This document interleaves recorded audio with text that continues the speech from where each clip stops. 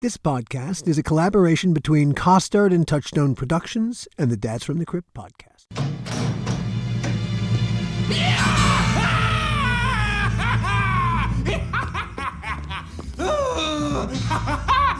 Lovely, lovely, lovely. Over the lips, over the fangs. Say goodbye to hunger pangs!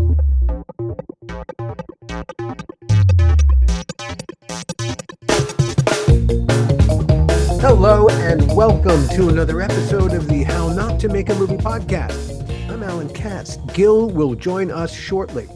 But first, it's time for the hit the like button, but better yet, subscribe dance. By subscribing, you'll stay hip to all the latest news about Are You Afraid? Flesh-eating ghouls. For a long time, we humans have been deeply afraid of vampires and zombies. Stand for paramedics. Fair enough, vampires and zombies are scary. But neither vampires nor zombies Are real. Flesh-eating ghouls, on the other hand, are real. They've been living in our shadow for thousands of years, hunting us, feasting on us, treating us Like food. But some ghouls are tired of living in the shadow of their food. Those ghouls have decided it's time to leave the shadow. And put us in our place where we belong. On the menu. It's an eat or be eaten world. Flavored by fear, filled with the monster we Should have been afraid of. All along. Flesh-eating ghoul. Are you afraid? Better be. Coming soon. When I was a kid, just beginning to acquire a taste for cinema, one of the first movies that gave me that taste was Stanley Kubrick's A Clockwork Orange. But there was another Malcolm McDowell movie that struck me even more around about the same time, Lindsey Anderson's If. When I was 16, I took part in a little research study. A group of the smart kids from my high school were shown If and then asked a bunch of questions about it. The movie's about a boys' military school in England and what happens when one of the students, Malcolm's character, begins to plot against the uptight upper-class toffs who run the place. Malcolm's entrance into the movie is fantastic. So's the rest of his performance. In fact, his work in If is what got him cast in Clockwork Orange. As Stanley Kubrick said when he saw If, "We found our Alex." As I've said here frequently, one of the great thrills of making Tales from the Crypt for HBO was getting to work with actors and directors and everyone in between from all of those movies I'd fallen in love with while I was falling in love with the movies. Clockwork Orange was a double header. I also got to work with and became quite close with Aubrey Morris. He plays Mr. Deltoid, Alex's counselor and parole officer. Aubrey appeared in Bordello of Blood. Malcolm epitomized our approach to casting Crypt. We always wanted to cast against type, especially with our stars. Malcolm was still building a career playing dark characters and villains when we cast him. Later in his career, he went on to play Sauron in Star Trek Generations. That's the guy who kills James T. Kirk. You can't get any more villainous than that. Well, we cast Malcolm as the reluctant vampire, a vampire who frankly hates killing people. So he gets a job as a night watchman in a blood bank. It's a very sweet episode, actually. In addition to talking Crypt and Clockwork and If, we'll touch on another part of Malcolm's canon, Caligula. Here on the podcast, we've focused on Caligula as an example of both how not to make a movie and how not to make porn. Boy, does Malcolm have great Caligula stories. But before we get to all of that, we're going to talk a little footy first. All of our episodes are special in one way or another. All our babies are special. They're special. But this one is special. We're talking to a legendary actor, Malcolm McDowell. Now, as we started up to have our conversation with Malcolm, we bumped into some technical issues and Gil was not able to participate in the conversation. He kind of came in and out and it was a very frustrating experience for Gil, but we'll put that aside. And so we're going to talk about Gil's his relationship with Malcolm, because you've actually known Malcolm for, it preceded when we hired him on Tales from the Crypt. Oh, sure. Yeah. I met him. I was producing plays in New York, and my producing partner, Jack Temshin, was the dramaturge for Lynn Meadows' Manhattan Theater Club. Oh, wow. They were doing a play by a Czechoslovakian author. His name fails me. And Malcolm was in it. And so Jack invited me to see the play. After which we went out with Malcolm and the writer for something to eat or drinks. And that was my first time that, Malcolm and I ever met. And then we were friends from then on. I mean, we didn't see each other for years, as what happens in this business. But then all of a sudden, we would see each other on the street in Manhattan or at an event or at a party or something. And it would be like I hadn't seen him in 10 minutes. Hmm. So it was an interesting beginning of a relationship, and it just got better and better along the way. At the time that you met Malcolm, he was still.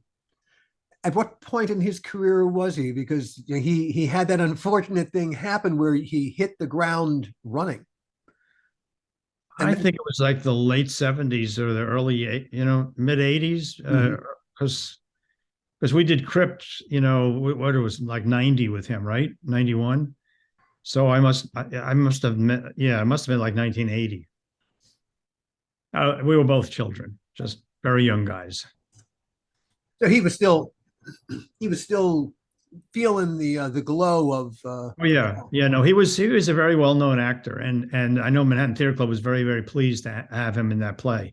When we hired him to do Tales from the Crypt, when that suggestion came up, and we cast him completely against type, of course. Yeah.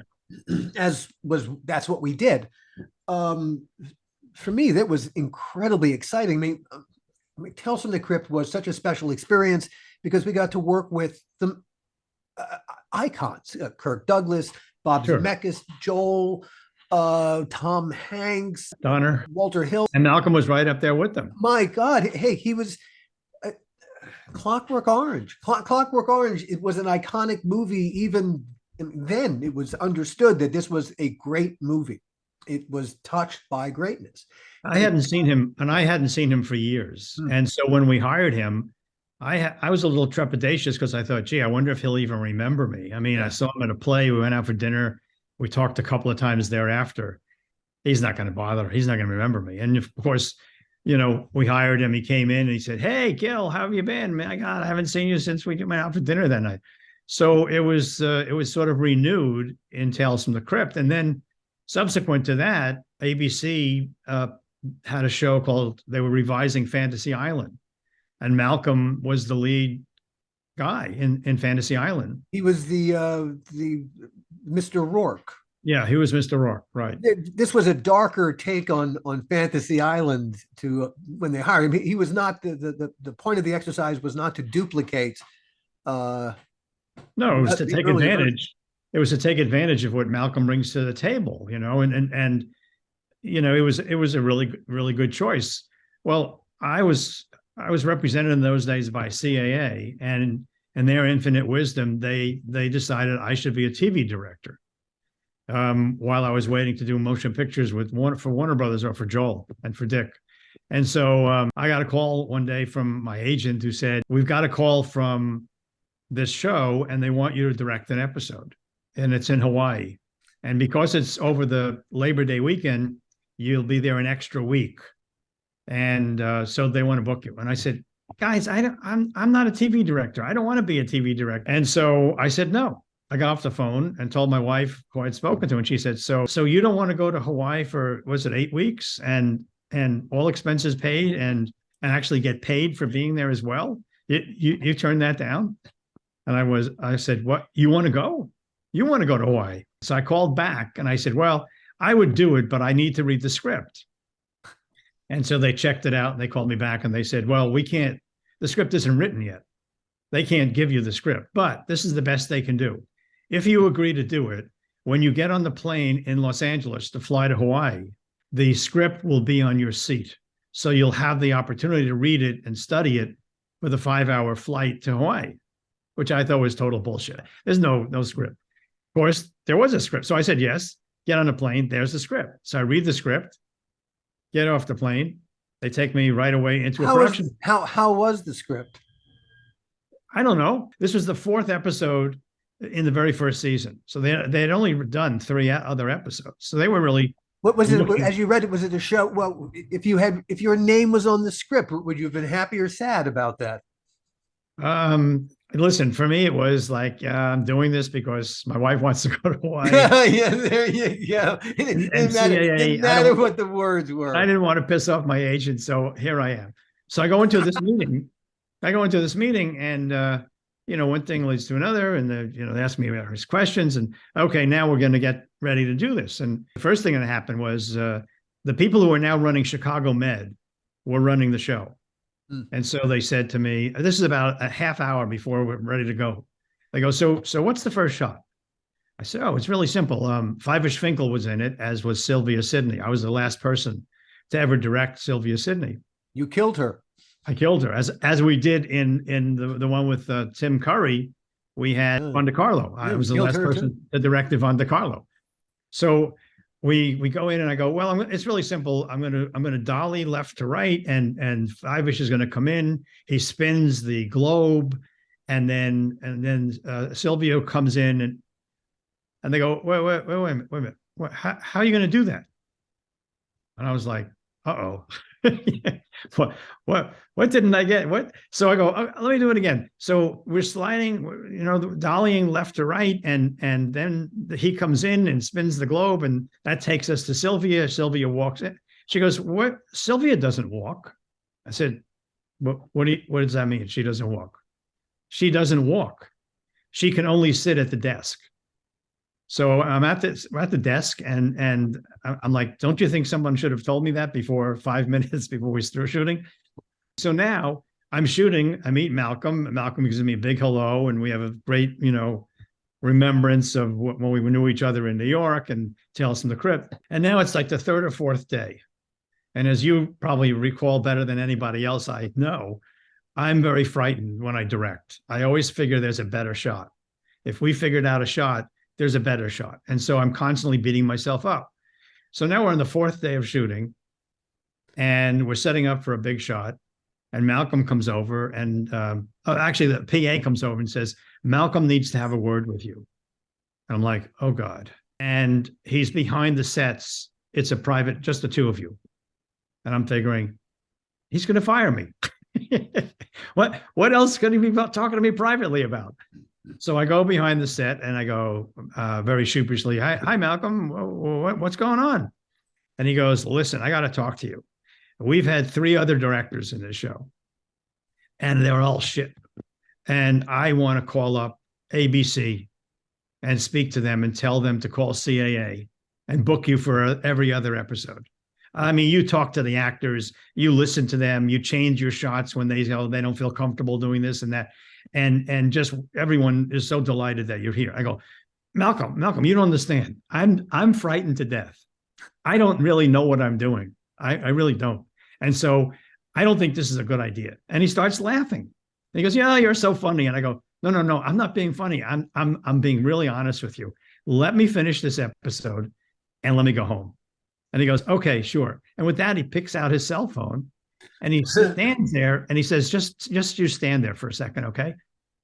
And he calls up ABC. He gets the president of ABC on the phone, and he tells him about me.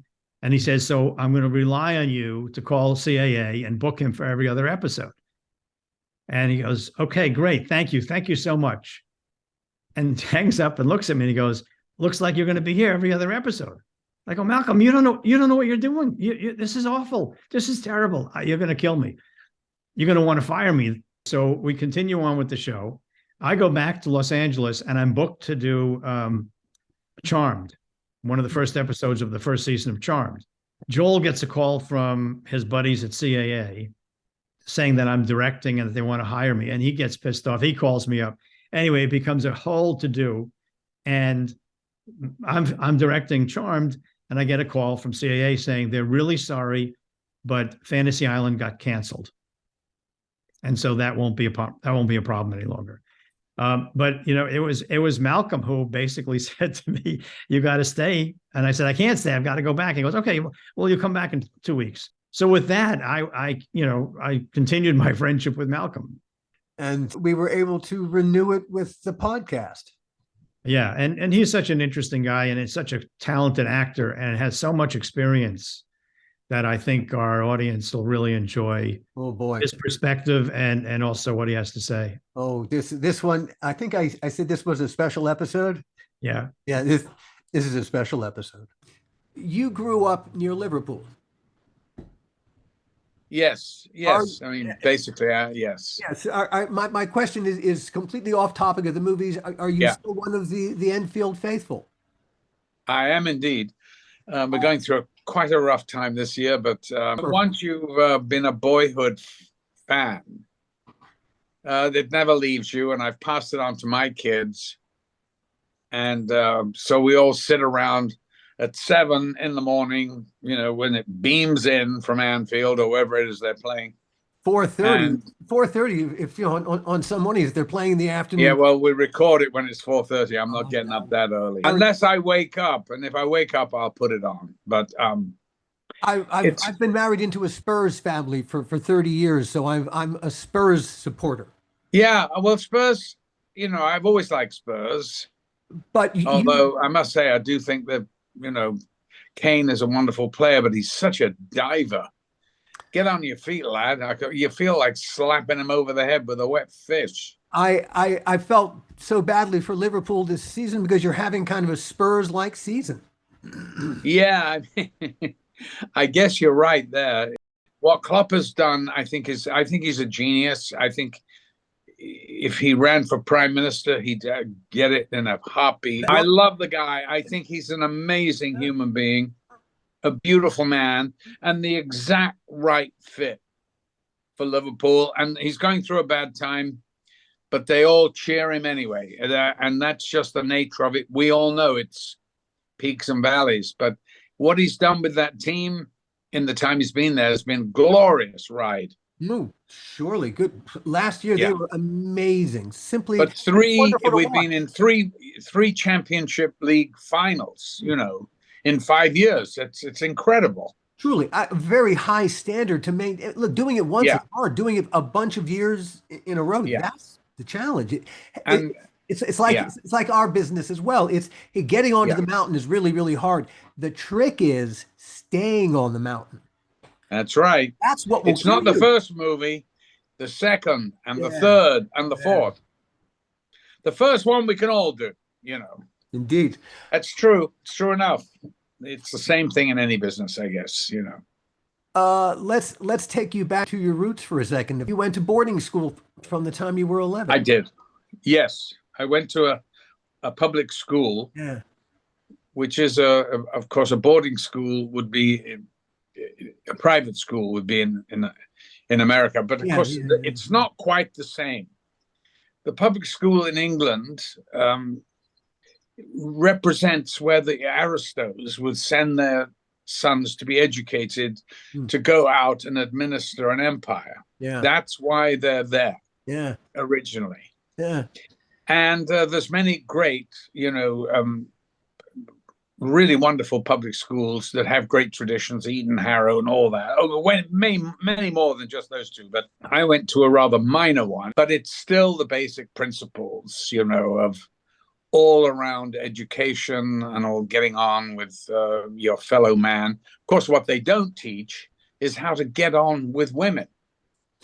And you'll find, I think that's why, you know, Englishmen are rather bad in situations of you know, connecting with the fair sex. Mm-hmm. That is said, or whether it's true or not, I'm not quite sure. It also, that environment imparts a rather rugged social environment. Well, it's hierarchical, you know, it's very much like Britain used to be, and I'm sure still is. I haven't lived there for a long time, so I don't really know it anymore. You know, I'm an American now, and I feel very much a Californian. Indeed, we don't do that kind of shit in California. No, and you know, I saw a note that said that you were beaten regularly in public for wayward behavior. As the headmaster said when asked when I got famous, He said he was naughty, but not malicious. And he was a remarkable man. I have to say this. His name was L.F. Baker, Esquire. L.F. Baker. Huh. And he was a remarkable man in many ways. And he did light the fire of theater in me. And for that, I'm eternally grateful. Indeed. And he cast me in all the great parts in Shakespeare, which I played at school. The best parts I could possibly play.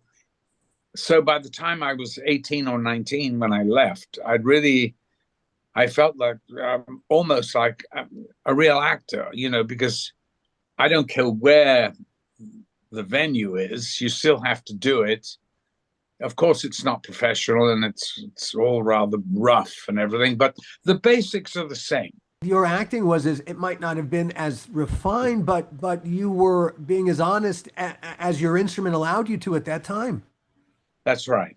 That's right. And so that when I had this girlfriend in Liverpool who was every Friday night would disappear, and she went to these elocution lessons with this lovely old lady called Mrs. Harold Ackley. That was what was on a brass plate outside the Crane Theatre in Crane Street, Liverpool. And she was the most remarkable old lady. She was 82. I paid her every time I went to see her, it was an hour, 10 shillings, which was a lot of money out of my pay packet. Really, it was a lot, though, because when you're only earning £10 a week, to give her 10 shillings, there's a lot. It was a lot. Yeah. It was, anyway, but I liked her enormously. I didn't learn anything from her at all. I just adored listening to her talk about her silent movie days and when she was treading the boards and doing plays. Usually she did the plays on provincial tours. So she was not a, top kind of actress, but she was a good working actress. And very refined. I knew that she didn't understand that, acting and the business had come a long way. We were now watching Albert Finney, for God's sake. She told me once that, don't forget, when you're sitting in a sofa with a cup of tea on stage, to hold your pinky out.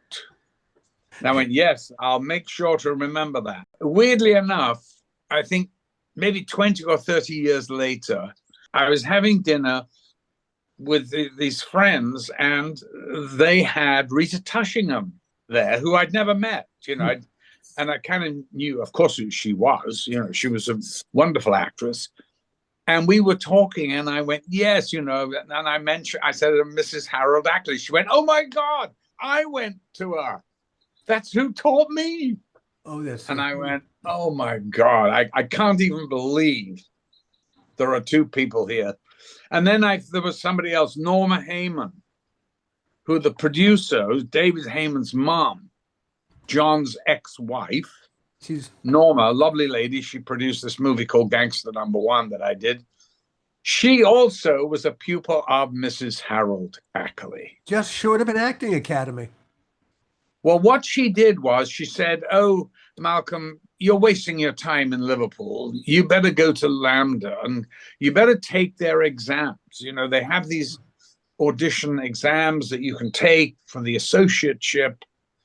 And I said, well, what does it mean? She said, oh, you do 2 accents and 2 pieces, stand-up monologues. And I went, sure, fine. Which 2 accents did you do? Do you recall? Irish and North, Hindle Lakes, Yorkshire, which of course was second nature to me, but and Irish. And I did 2 pieces. I can't remember what they were. Anyway, I did them. I went down to London to do them. And I was offered a job in the professional theatre from that audition or whatever it was. And by this man called something Hamilton. Anyway, Hamilton ran a lot of, I think, 4 to 6 repertory theatres in the provinces at seaside resorts, and he offered me a job to go to Shanklin in the Isle of Wight, and that's where I started my career. And funnily enough, a couple of years before me, David Hemmings had also trodden that route. Wow. And so I remember talking to David about it. We went, Shanklin, oh my God. And there you are. It was amazing. It's part of the English entertainment structure. It was certainly that you had that incredible, like a network of theaters throughout the country. Oh, absolutely. Yeah, it was like in baseball, they have a minor leagues. And it created. Oh, there were repertory theaters pretty much in every big town. Even tiny little place like Shanklin in the Isle of Wight had a theater on the pier. Yeah. And had these, and so all the holiday makers would go to the theater. Then on Sunday, when it was dark, they'd have specialty acts. I remember they had Lulu, Helen Shapiro. I mean, I couldn't believe. Yeah, quite big acts. Sandy Shore, big stuff. I don't know Sandy Shore, but Lulu. Oh, she was great. She was a songstress. She was known because she always sang without her shoes on. Oh, Sandy Shore. Oh, of course, yeah. Sandy she was Shore. barefoot, but I saw Sandy her. Shore was barefoot. Of course, it's funny. I saw her being interviewed, I think in a Beatles thing, and it was quite interesting because she said when she heard "Please, Please Me," she knew the game had changed. And I thought that was really interesting coming from another singer because she'd made it before the Beatles. She was like a 1 or 2 hit wonder, but she was very good. And a bit like, Cilla Black, but not as much perky personality as her. Anyway, these are all people from my sort of youth. Indeed. Lulu was another one. Sure. Well, Lulu, To Sir with Love. Gosh, that. And dear Judy Jason. Poor Judy's not well, sad. When I watch some of my old movies, it's shocking because often I'm the only one left. And then I think of who made it, who wrote it, who photographed it. Well, I've been around a long time. So you even when you started doing features, the best talent saw you. Your screen debut was supposed to be in a thing called Poor Cow, a Ken Loach movie. Yes. But you got cut out of that, alas. It was a real weird thing because I did this audition for him with Miriam Brickman, who was the #1 casting director in England at the time. She cast everything. And Miriam was a big supporter of mine. I didn't really know this, but I went and did a kind of audition, which was a kind of, just off the cuff kind of thing. And she loved it. From what I understood was that I was going to be playing the lead in Poor Cow, this Ken Loach film. I met with him, fine, And then the producer, a guy called Joe Yanni, who did a lot of terrific movies, Darling and things like that, a lot of John Schlesinger movies, he decided they needed a star. So I was bumped, and Terence Stamp was brought in, and they said, "Oh, but don't worry, Malcolm. I mean, you'll still have a part." I went, "Oh, fine." It was, one didn't even care. It was really weird. I suppose because I was used to the sort of theater and that sort of, the feelings and about the work like a theater actor. So I wasn't really thinking about the size of the part or anything like that. Anyway, didn't matter. Still, it's like you ended up being the poor cow. I was cut from the movie because we only did one sequence. It was supposed to do a rain sequence outside, and if you can believe it, it didn't rain in London for 2 weeks, and so it was cut. But it wasn't a pleasurable experience anyway, but it didn't matter. And I was saved for the great one. Knowing that we were going to have this conversation, I had not seen If, oh God, since I was quite young. It'd been Sure. a long time, but it still made an incredible impression on me. So really, to go It's back, a masterpiece. It it's is a masterpiece. fantastic. It's a fantastic movie. Having just rewatched it, it's terrific. It hasn't dated at all. No, it It's really amazing. hasn't. The ending's a little tricky because of how things are these days. But as the three of you Yeah. sit on the roof doing what you're doing, it's not for the reason that people are doing it these days. No, It's for the very no. class-based reason that you're doing it. Exactly. It's a war movie in essence. It's very much influenced by Buñuel. But, you know, interestingly enough, so I said, so, well, what films of Buñuel's, Lindsey? He goes, well, to be honest, I've never actually seen one, but I have heard, which is typical of Lindsey Anderson. Lindsey Anderson was a giant in theater and cinema. He is Britain's, I don't even know how to place him. There's not anyone in America that's equivalent. You could say John Ford, but John Ford made all these movies. Lindsey only made 5 or 6 or whatever it was, very small amount. But he was always working in the theater, always in production. He did so many plays. He was the most working director, I think, in London. But he had a lot of faith in his actors.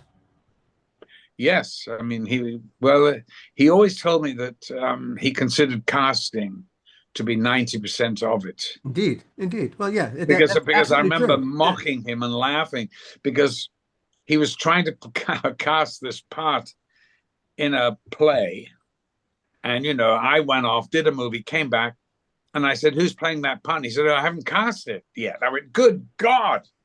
I mean, he goes, "I can't make a mistake. I'd rather wait until it happens." And that's interesting that he would say that. And of course, in cinema, it's even more important to get it right. Oh, everything's in close up. And so a casting mistake, you'll see an extreme close up. Well, a director like Lindsey, of course, would use actors for different reasons. Sure. And he would be able to extract what he needed. But because when I went to see him, he had the part of Mick Travis 90% cast. Now, I didn't know this. I just wandered in, basically, but he had sort of cast it. And so when I went in to see him, he started to have doubts. And then he called me in 2 weeks after I first met him to do a final audition. And when I went in to see him, it was held, in a theater, the Shaftesbury Theater. They used it for auditions in the day when it was dark. There was a play on at the time starring Jimmy Edwards, who was this English comic. Not that funny, but he was a sort of big, gruff guy, a schoolmaster type. Lindsey said, "Have you got the script?" And I went, "No, I haven't. I haven't read it." He went, "Oh, for God's sake." And then started screaming at Miriam Brickman, and somebody quickly produced a script. Well, of course, I hadn't read it. I certainly wasn't going to be able to read it in the few minutes I had. And then, of course, I noticed this beautiful girl, and I got distracted by her. As one does. And I was like, wow, what is she doing here? I thought this was about a boys' school. Things are looking up. Hey, man, the lunchroom scene. That's right. Exactly. Yeah, the lunchroom scene is a great scene. It's a great scene. Yeah. And there is a moment in the scene where the stage director, the Mick, reaches across the coffee bar counter and pulls the girl and kisses her passionately. Yeah. Which I read and thought, well, this is really my day. And grabbed hold of her and pulled her. And the next thing I know, I am on the floor of the stage, because the next thing, which I hadn't read, was girl slaps Mick viciously, and I ended up on my ass with tears rolling down my cheeks. And I was like so shocked at what had happened and I stood up, and the electricity from this moment was, I mean, very high voltage. And I started to kind of stalk her on the stage. And she had all the lines, thank God, because I'd lost the script. She was saying things like, "Look into my eyes. I have the eyes of a tiger," or some It's all crazy tiger references. stuff. Yeah, and there's growling and growling. Yes, well, that's what happened. It's very feral. Yeah. And it's a terrific scene, and it kind of, you kind of feel it beginning to happen.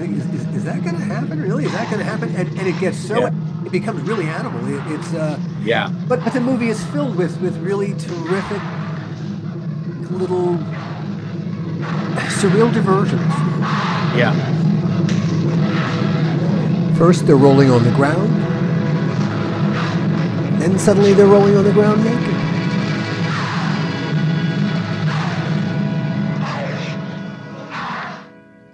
And then it's all back to normal.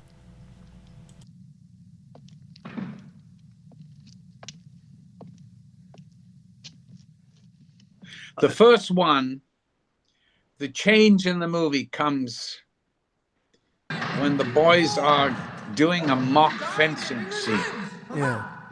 And they go from the gymnasium into the squash court, which is this great shot because the squash court has a small door into this large black.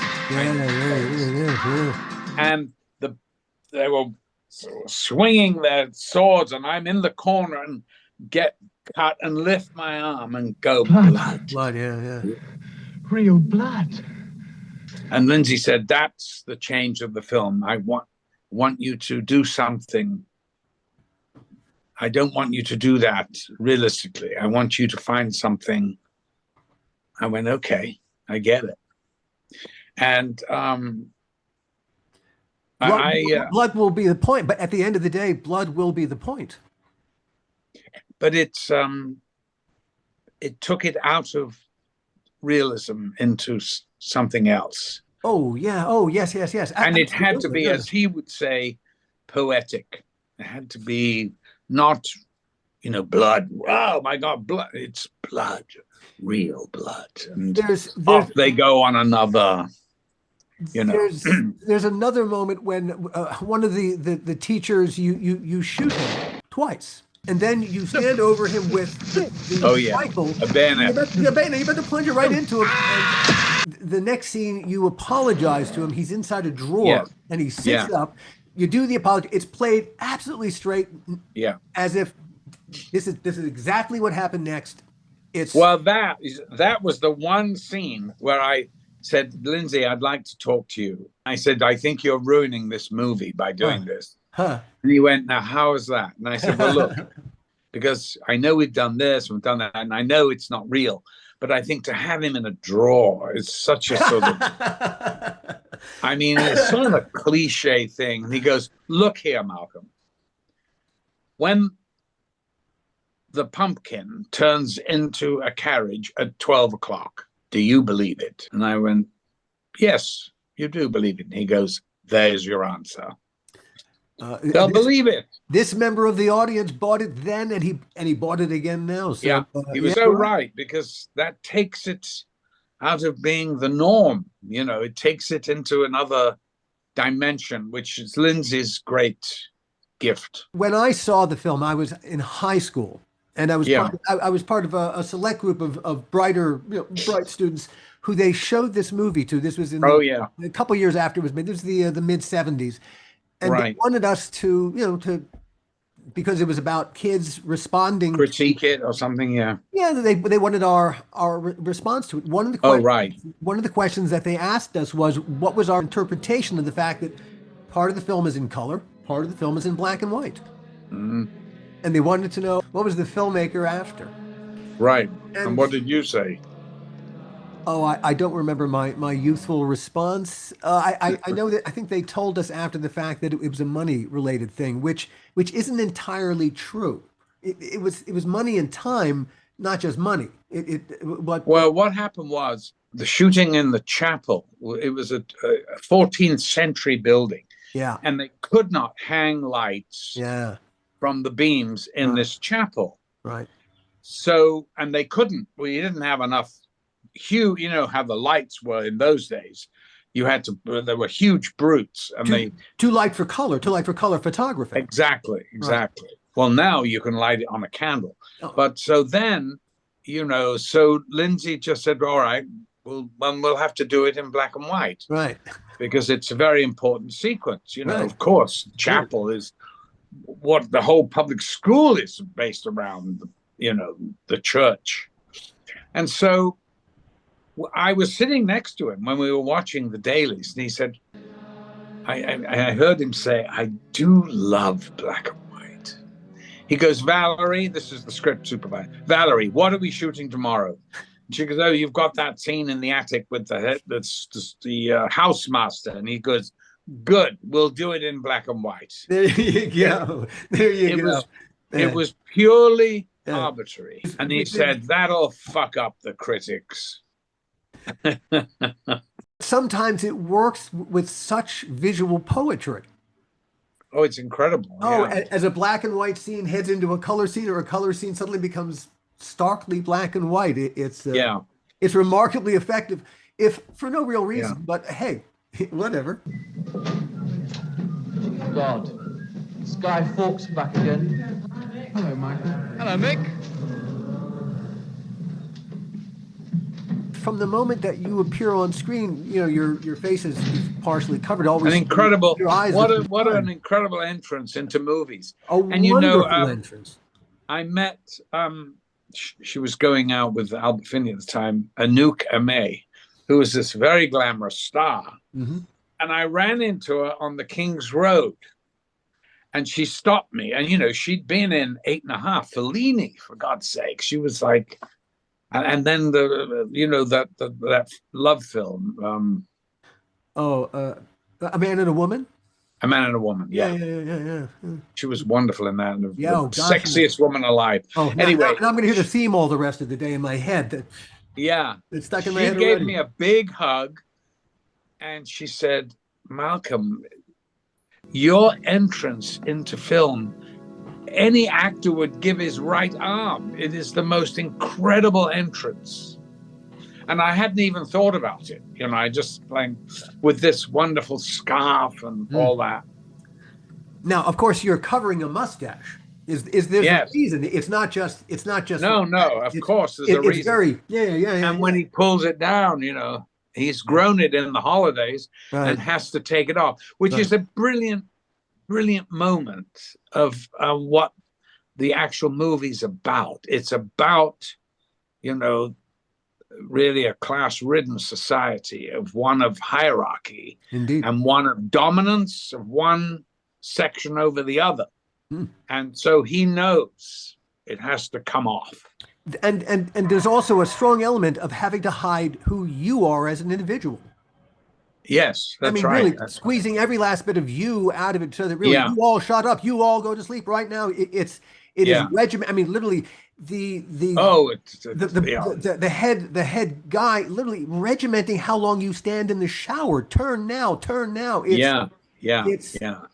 It's as a statement about a regimented society, and it's not like you watch and you think, boy, that's over the top. It feels utterly organic. It is. It's a remarkable film. It is the best film I ever made, and unfortunately, or fortunately, it was the first one, which is staggering as I'm here 60 years later. It's tough to start really at that high up.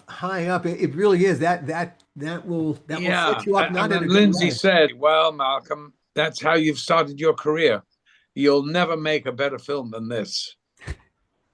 And I went, "Oh yes, I will." He was right. I've played better parts, but never been in a better film. Indeed, and how can we really compare them anyway? Really, how do you compare an If to a Clockwork Orange? You can't really. You can't. That's why I hate these awards, because awards for actors. It's ridiculous. Or for films, it's insane. What do you compare? I really do hate them, but I know it's part of the Hollywood game and all that, so we have to drum up as much business, and all that. But I really well, we got to keep in mind why did they start these? Why did they start the Academy of Motion Picture Arts and Sciences? It was a drum of business back in the late 1920s. It was always about and that's business. what it's still about. Bottom line. Yeah. One more thing I just wanted to toss out about if Lindsey Anderson called you a Brechtian actor. Oh, you have done your homework. Oh, yes, he did. I saw that. I thought, okay. Oh, I love that description of you as an actor. I know. And of course, I said, really? Oh, is that a good thing or a bad thing? I didn't know what the hell he meant, Well, he said they know that you're acting, but the audience believes you anyway. That's right. That's right. I love that. That's fantastic. You let the audience know you're acting, but you make them believe you anyway.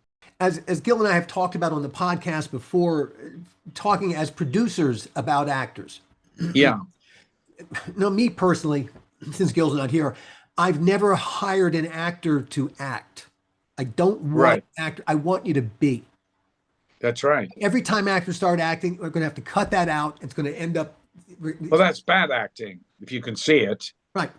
But what you really want an actor to do is to be as honest as they possibly can about their deepest emotions with another name and someone else's words in their mouth. Right. It's that emotional honesty that's what makes scintillating acting. Right. But there's a lot more to it than that. Of course. Oh, because if it was that, if it was just that, then every emotion would be the same. Indeed. Every time you're angry, it's the same. Oh, we've seen that, So there has to be, and it has to be nuanced and craft. Worked out. Yeah, craft. Indeed. Exactly. And there it is a craft because totally. You have to feel the emotions. You're not going to be the emotions. Exactly. Acting. Oh my God. And as be Olivier aware of said, every muscle in your body, I remember the first dailies I saw on first dailies I'd ever seen, I had my tongue hanging out in the sword fight. And I went, oh my God, I'm mortified. I said, why didn't you tell me? You're the director. You should have told me. And he said, now, Malcolm, calm down. I said, we'll have to shoot it again.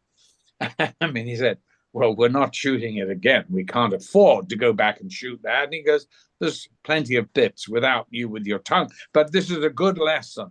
I went, oh my God, it sure is. Yeah, thank God I had him as my first director. What an incredible human being he was. And it's Mick Travis that ultimately gets you Alex DeLarge. Yes, that film. Stanley saw that film, and I didn't know this at the time, but Christiana, his wife, who was widowed then, said yes, she remembers it very well, that Stanley had heard about If. And it was a big sensation in London because of all the political overtones. And the public school, it's such a, the English, for God's sake. And where did you go to school? It's the first question they ask. And so it's one of when I've been married to a Brit for 35 years. When you get involved with English as an American, it is kind of a staggering thing to learn that one English person can hear another English person speak and know where they were born, where they went to school, and knows their whole history. That's yikes. Pretty much. Yikes. Yeah. So You know whether they've been educated or not. Indeed. Kubrick had actually put aside his adaptation of Burgess's novel because yes, he had. He couldn't. He put it aside. It. Well, this is what Christiana told me. So, he had a projectionist out at the house, and they brought the film up to him, and he was watching the first my first sequence, coming in, pulling the scarf, shaving, talking to, one of my cohorts. Yeah. He hit the intercom and said, relace that. He hit it 4 times. And then he turned to her and said, we found our Alex. Indeed. Mick is a pure revolutionary. He's a romantic. Alex is not. He's a pragmatist. He's a very immoral man, of course, but who has a cheeky charm. But Mick Travis is much deeper, he's a sort of romantic poet type. He's a sort of pure revolutionary, you know. There's something very romantic about him. But with Alex, there isn't at all. Do you see any relation or connection between Alex and... Well, of course, you can't get over the physicality. I mean, that's something that's there. And also, I've never been an actor to want to put on, putty on my nose. Surely.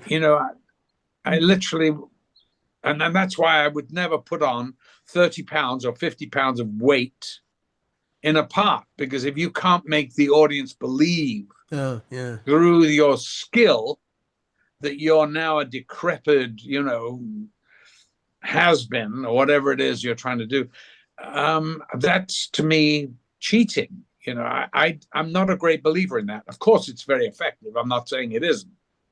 That's just not the way I want to do it, or I believe in the art form, the craft, as you put it, it is a craft. Mick is kind of the, Alex is very much the dark side of Mick. Whereas, because Alex is utterly hopeless. And Mick, there's a spark in him. The thing that I wonder about Alex is at the end of the movie, he comes out of it really none the worse for wear, in a way. Well, he says it. I was cured. All right. Yeah. So I asked Stanley why he cast me. I go, well, why did you cast me in this? Yeah. And he didn't really want to say. And he said, well, he thought about it, and he said, you can portray intelligence on the screen. And I went, but Alex is not that intelligent. He said, there has to be an intelligence about him. And that's the element that I think that for me was very important. To me, Alex he's a survivor. He's got wiles. Oh yeah. The thing about Kubrick and casting, he was being an absolute monster when it comes to control of everything. The way he cast like a control freak. Are you sure about that? Yeah, but the way that when I look at, especially in I don't know, in his later movies, it felt like he cast a lot of actors, I think, brilliantly. And like, I think of Ryan O'Neal in do you think that was brilliant casting? Yeah. And again, it's because Ryan is surface. He's absolutely surface. But imagine it being played, by another actor. But I mean, I don't know. I mean, Ryan, of course, is, Stanley used him in the best possible way. Yes. And that's what great directors do. Great directors do that. I think they do that. That's exactly what they do. Yeah. And it changed the emphasis of the film, I think. Yes, no argument. Yeah. I think the same with Jack, because Jack's performance, I mean, to me, I thought he started off way too crazy. I was like, wow, why would anyone hire this guy? he's nuts right from the very first meeting. I just thought there was something missed there, but I would agree. I mean, of course, Jack is a great actor, you know. I agree with you there. I think Jack Nicholson is the one where he never, maybe it seems like he lets Jack just go wherever Jack wants to go, and that's not always. It isn't necessary. Well, it's a little shaky. He does. I mean, he does. No, Stanley. I mean, why I really love working with him actually, because he got something from me which I would never have given Lindsey. Yeah. Not in a million years. And I remember taking the script to Lindsey and saying, oh God, I've only got a week and now I'm really confused because Stanley refuses to talk about the character. I mean, he'll talk about anything else. The damn lenses, I could care less. But he won't talk about the character. But isn't that indicative of something? Yeah, of course, of course. Yeah. But that doesn't help me. No, of course, So of course it doesn't. I give Lindsey the script and he read it. You know, I went back to his flat and the first thing he said as I walked through the door, he goes, thank God I don't have to direct this. And I went, I know it's not your cup of tea, Lindsey, but look, I mean, what do you think? How am I going to play this part? He goes, and this is the genius of the man. He goes, Malcolm, there's a close-up of you in If. When you open the gymnasium doors to be beaten, you look at the prefects, you smile. That's how you play the part. And I went, oh, that's it. That's all I needed.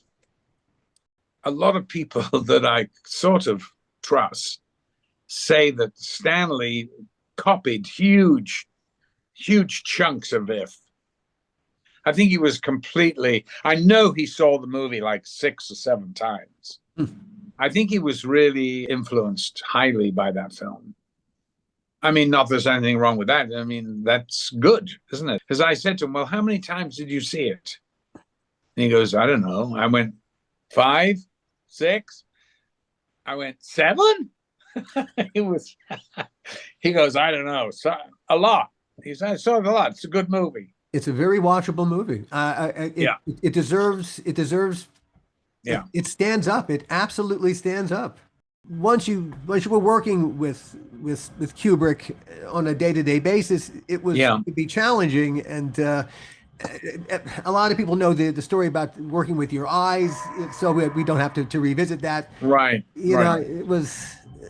The thing, it was a fait accompli, it seems, because when he first broached the subject, he had the eye guy standing behind him, ready to jump. No, he showed me a picture of some patient with this, and I went, "Yeah, wow, interesting." He goes, "No, I mean," I went, "What? You don't think I'm going to do that?" He goes, "Yeah, I called this guy." And he's coming this afternoon from Moorfields Eye Hospital to tell you that this is very safe. Of course, that was not true. And, you know, those things scratch the corneas, but, you know, I got over it. So scratched you twice because you had to do reshoots. Yeah, I had to do it again at the end. And I got scratched again. Indeed. When you're sitting up, the things kept falling. And, you know, I didn't, because the eye was anesthetized, I didn't feel it, of course, until it wore off. And then it was way worse the first time because we'd done it, you know, it lasted quite a long time.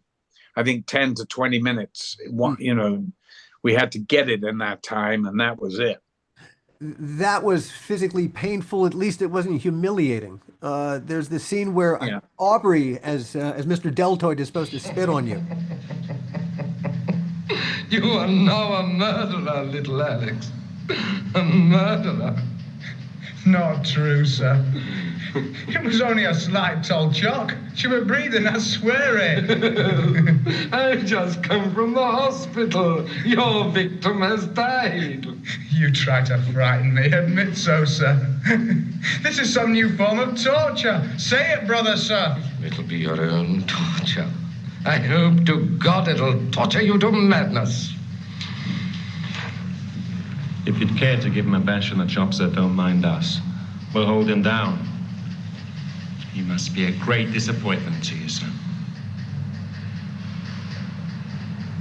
But Aubrey couldn't. Well, he did like 10 takes. He goes, Stanley, I don't have any spit left. He ran because he ran out. Oh, I didn't realize he ran. So he actually got 10 spits at you?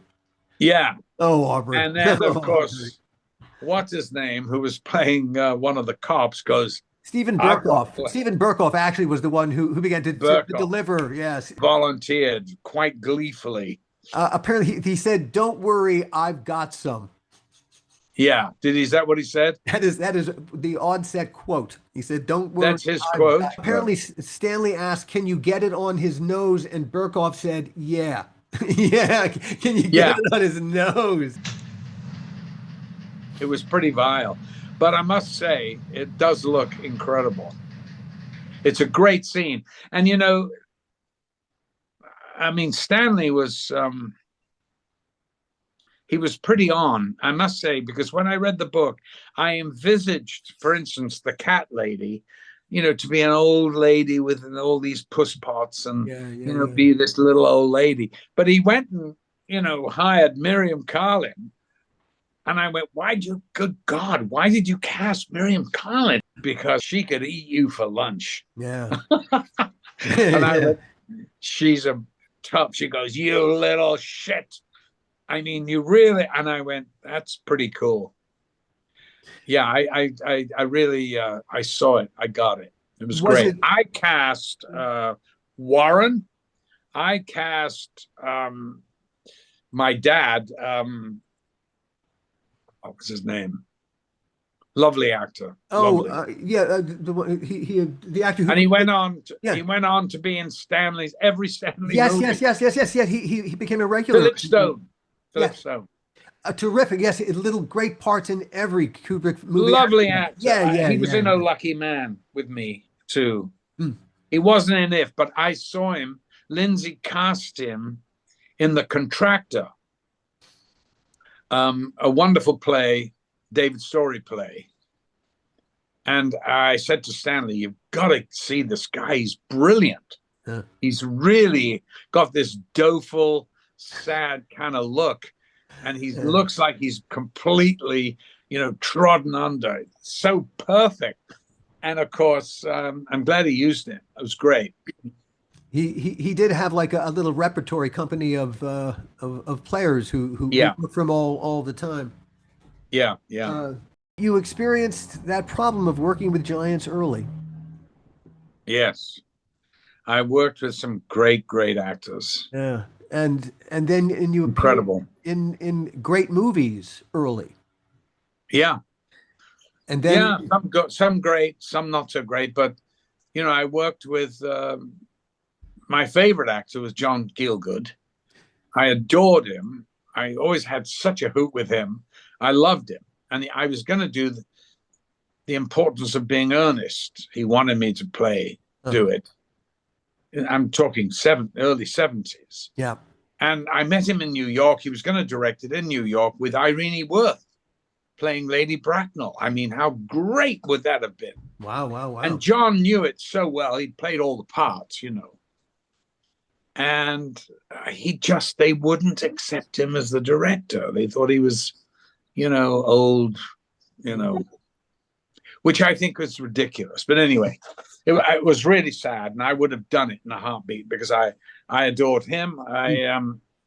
I got to work with Laurence Olivier, who, you know, was a giant, of course. Of course. But to my generation, we were kind of against a grown-up sort of anti kind of actorish like Olivier, you know. It was more Alan Bates's generation that bowed down and genuflected to Sir Lawrence. Yeah. And we did this thing, a Pinter play called, it was actually for television, but it was called The Collection. And it was with Olivier, myself, Alan Bates, and Helen Mirren. And it was an amazing piece. And, I got a call from my agent who said, "Sir wants to see you." And of course, when they said, you knew who that was. And I went, "Really? Oh, I didn't think I was Sir's kind of actor." You auditioned for the role of Brian Roberts in Cabaret, which you turned. No, I didn't audition. No. You didn't. You I was offered it. You were offered. Okay. Offered Miriam Brickman again. Yeah. Came around to my house and said, "Look, Liza Minnelli's doing Cabaret." And I went, "Oh my God, that'll be incredible." You were right. And she said, "Look, they want you for the male." And I went, "Oh my God, what song would I have?"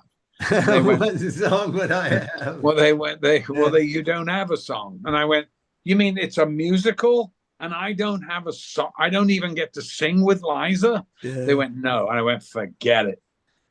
Forget it." Michael York played it, and he was so good. A couple years later, you were Richard Lester's first choice for D'Artagnan, the Three Musketeers, and that went to Michael York. Well, how do you know all this? I mean, I hate talking about movies that I've passed on because it's not really fair to the other actors. And this one happens to be the same actor. Yeah. Which is just funny when the same actor ends up. I mean, how much do you hate Michael York?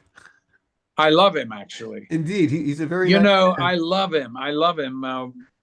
We ended up in the same club in our later life. Huh. And I said to him, "Isn't it funny? When we first started out, we were competitors, you know. Right. We get to middle age, and it was like, now we're sort of, well, he's rather good. Yeah, okay. Oh, is he in it? Oh, well, we're sort of friends. Yes." And then in old age, it's, "Oh my God, how lovely to see you. I am so happy we're doing this together."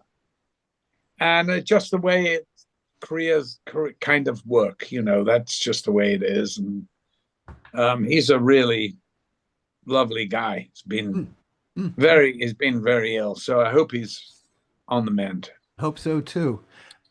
So finally, let's. You've hit the heights. You've achieved greatness, and then suddenly, well, hey, I'm sure when Caligula called, it wasn't the thing that it ultimately became. It had something of a pedigree. The screenplay was developed from an unproduced television miniseries by Roberto Rossellini.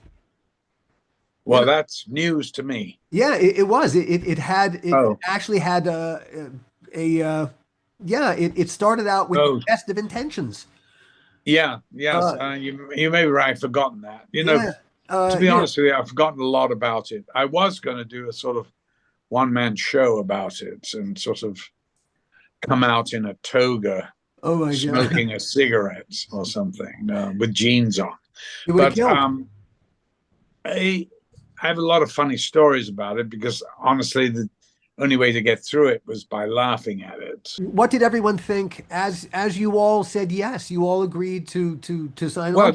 Well, of course, we hadn't seen a script, so I kind of got, as soon as I was in it and got the script, I thought, wow, this is terrible.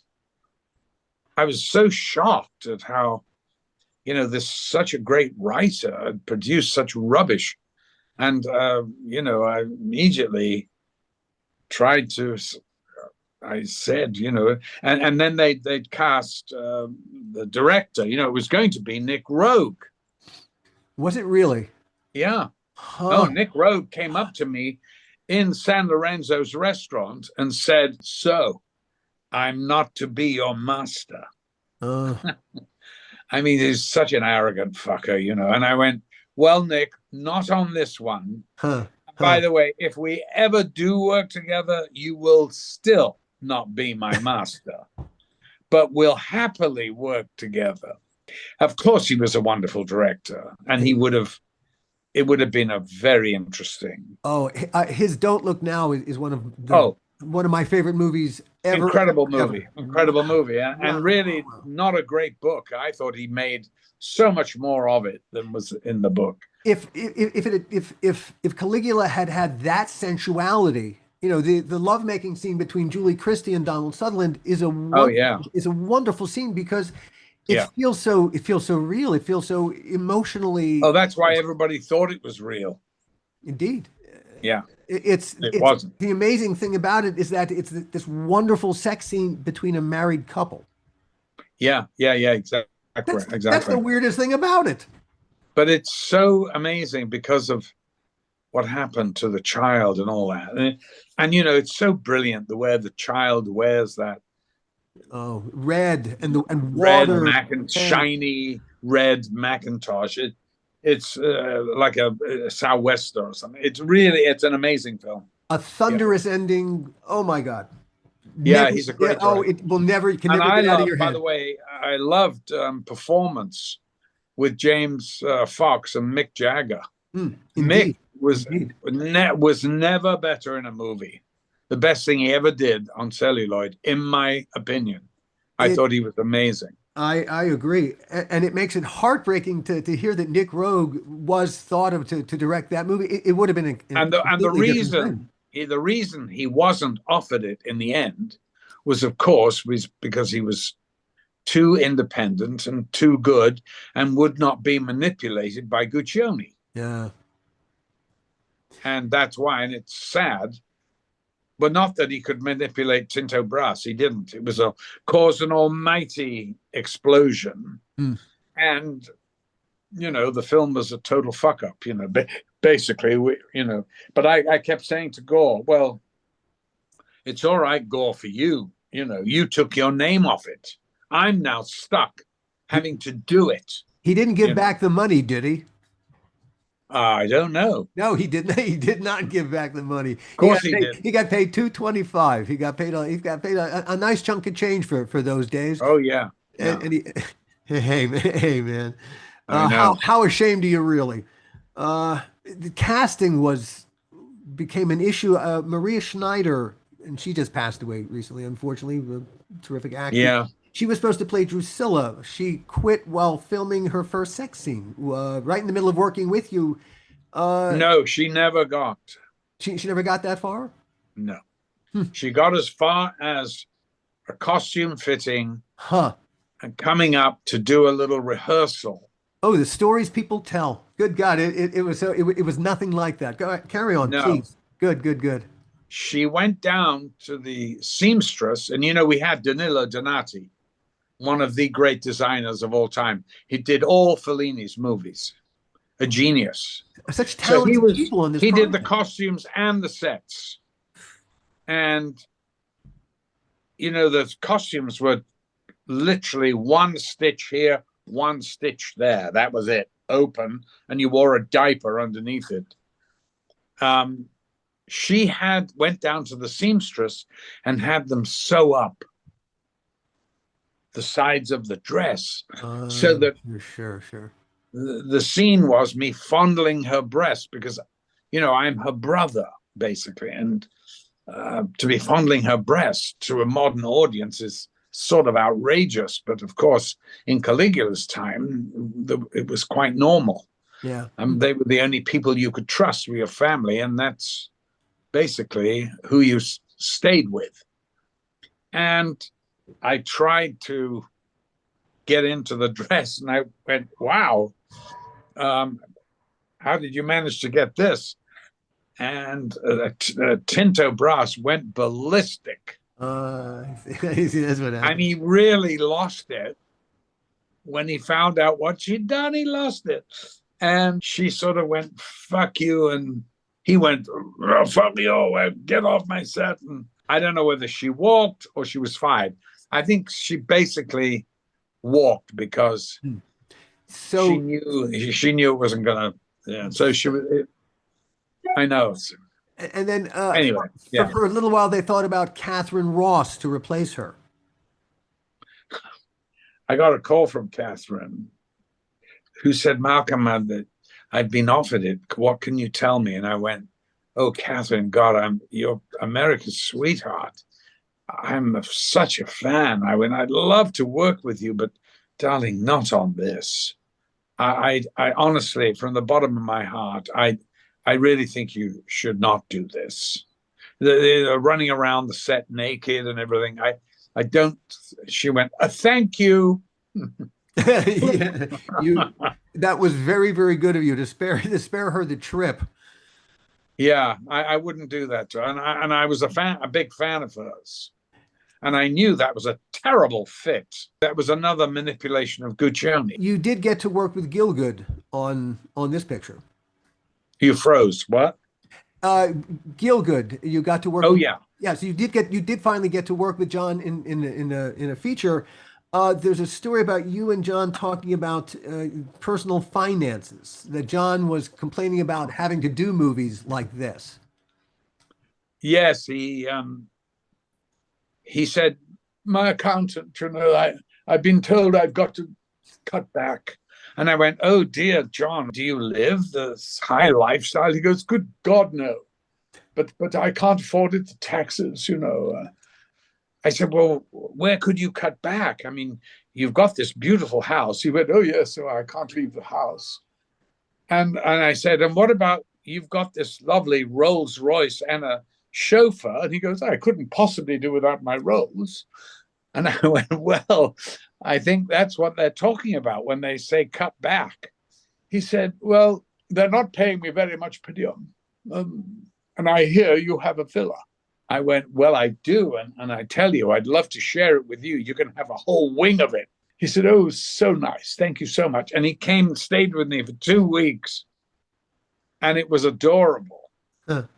I had a wonderful time with him. I adored him. He regaled us all these stories. And, everything was, he was telling me about him and Larry when they did Romeo and Juliet, and they alternated the parts of Romeo and Laertes, and I'm not Laertes, Mercutio. Mercutio, yeah.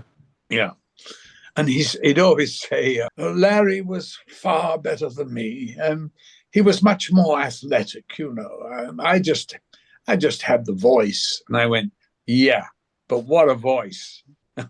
He said, well, Larry's is a pretty good voice too, but he was so much more athletic, And he'd always sort of...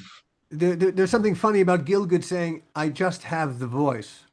Yeah, I just had the voice, a voice. Okay. If that's how you see yourself, okay. Yeah. At the time, the top tax rate in England was 83%, so it was pretty brutal to people making the kind of money that you guys were making. In the end, the principal cast members, everyone agreed to do a voiceover recording session. Only if Bob Guccione's inserts would be left out of the final cut. Apparently, no one you wouldn't do the looping until. Yes, I'm sure that's true, but they didn't pay me a big chunk of money. I think something north of $200,000 they owed me, and in those days that was a lot of money. Yeah. They owed me, and I refused. So I refused to do anything till first I had a certified check, which they came around with the messenger, and I got. And I had my lawyer there, and I gave it to him immediately. Oh, God. Of course, when it came out, it was all put back. Yeah, right. And I bumped into Gielgud on 3rd Avenue. He was shooting Arthur. I didn't even know, And he said, oh, Malcolm, have you seen the film? And I went, no, John, I haven't. He said, oh, frightfully good. I've seen it 3 times, and I paid twice. Yeah. What? Yeah. He saw it 3 times and paid twice. And then somebody must have got to him to say, look here, it's an absolutely scandalous film. You can't go around saying you like it. So he then changed his tune and said, oh, frightful film. I don't know why I did it. Frightful. That's so funny. Oh, yeah. Dear. Legendary movie critic Roger Ebert, apparently he hated the film. Oh, yeah. He walked out after 2 hours, and his review started with him calling it sickening, utterly worthless, shameful trash. And it ended with, this movie, said the lady in front of me at the drinking fountain, is the worst piece of shit I have ever seen. That's how he ended his movie review of Caligula. Now, tell me this. Wouldn't you go, if you'd read that review, you'd have gone, I've got to see this movie. I know. It made more money than any movie I've ever done. Yeah, yeah, yeah. Ridiculous. That's the I know. insane thing. I know. I know. There's one more little funny little tidbit I'll throw in, and it's the perfect little capper to it. After the film was released, Annika Lorenza, Marjorie Lee Thorson in a Oh yeah, yeah, Annika. Yeah, yeah, she played a Miss pet. A Lena. pet. Yeah, she sued Bob Guccione, saying that his handling of the film, mainly his adding of the hardcore sex inserts, had damaged her acting career by associating her with a hardcore porno film. She won her case. She was awarded $4.06 in damages. I thought she got 3 million. No, $4.06. Well, she was a pet, and Yeah. in fact came to my room and offered me the services. Certainly not of an actress. She was a very peculiar girl, and bless her. And I think she died, and I think she had not a happy life. The whole thing was horrible, and it was because Guccione was really a very evil person. We got to work with you on Tales from the Crypt. It was the first Yeah. time that we got to work together, and you are in one of the most beloved episodes of the whole series. Apparently, And I'm so happy about that. And we cast you against type. Yeah, it was a lovely little thing. It was very quick. I mean, all over in a couple of days. A very nice director. I'm sure he's passed now, but no, Elliot is still with us. Elliot Silverstein. In fact, I'm so happy. We just interviewed Elliot several episodes back, a couple of weeks ago. He is 95, 96. He is still. If you talk to him, will you give him my very best? I love working with him, and he was an adorable guy.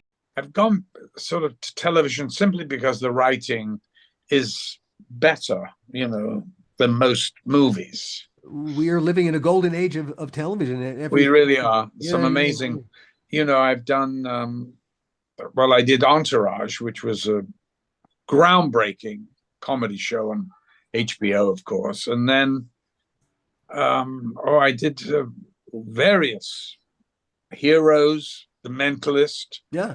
Quite a long running deal on that. I did. She plays with blood. Mozart in the Jungle, which was a really beautiful show. Very well written. Yeah. I loved it, and a show like that could never appear on network TV. No. It just couldn't have the audience. And the great thing about streaming is that it has allowed us to tell stories that would never get told otherwise. And it was stunningly done. Yeah, beautiful. Brilliant cast. I mean, Gael Garcia Bernal is a very great actor, one of the best I've ever worked with, and an amazing guy. And everyone in that, with Bernadette. In fact, Bernadette and I, Bernadette Peters, we're friends, and she's just come out and done a little part in this Western that I've just finished. So I was thrilled with that. And also my ex-wife, Mary Steenburgen, she did a little bit too. So it was kind of fun to do with those girls. There's still a lot of work on your horizon. You're heading off. Yes, no, I'm busy until the end of the year. Great. You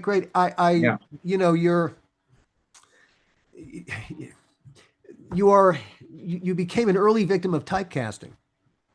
Yes, I did. You are why it's taken me a long time, that typecasting sucks. Yeah, I mean, I understand it.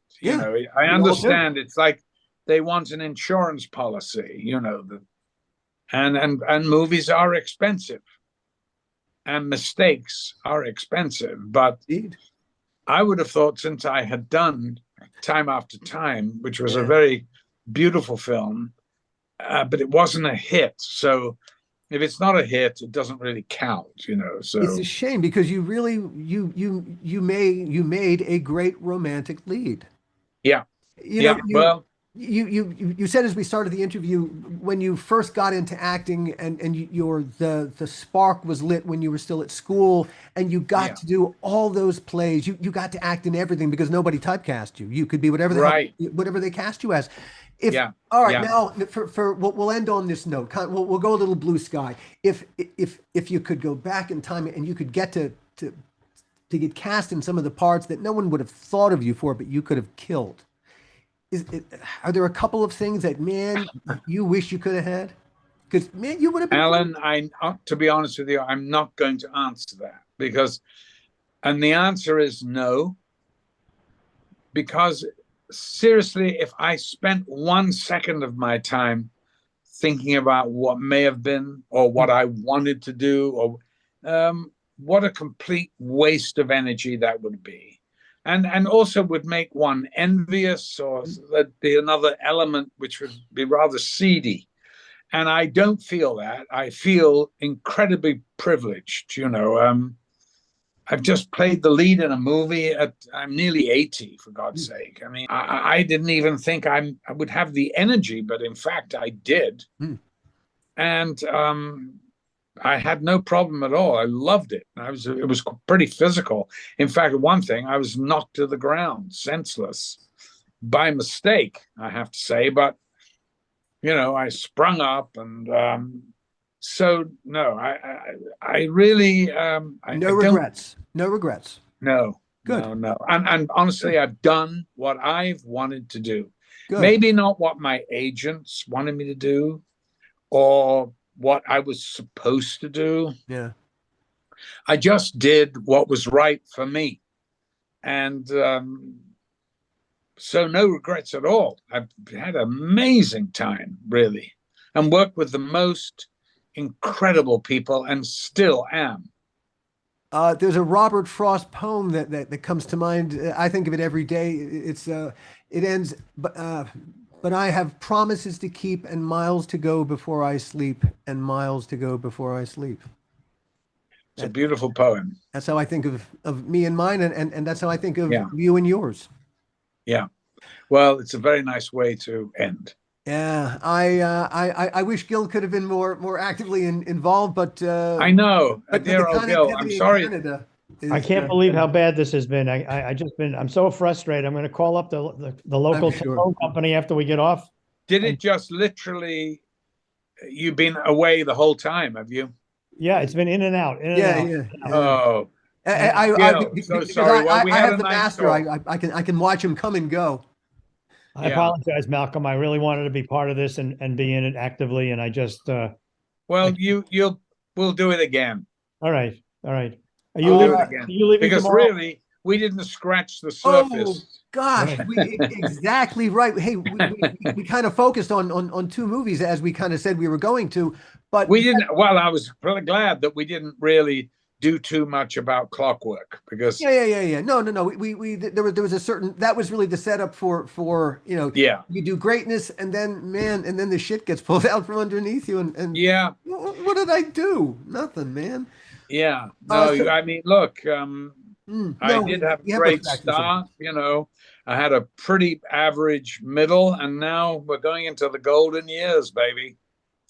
It's great. I can't even believe it. Indeed. To see you still working, there's a Yiddish word, kvel. I kvel. Okay. And great. On that note, thank you so much for joining us, Malcolm. Thank you, Alan. I look forward to doing this with you again. Great. We have so much more ground to cover, and see you next time, everybody. The How Not to Make a Movie podcast is executive produced by me, Alan Katz, by Gil Adler, and by Jason Stein. Our artwork was done by the amazing Jody Webster, and Jason Jody, along with Mando, are all the hosts of the fun and informative Dads from the Crypt podcast, followed up for what my old pal the Crypt Keeper would have called terror.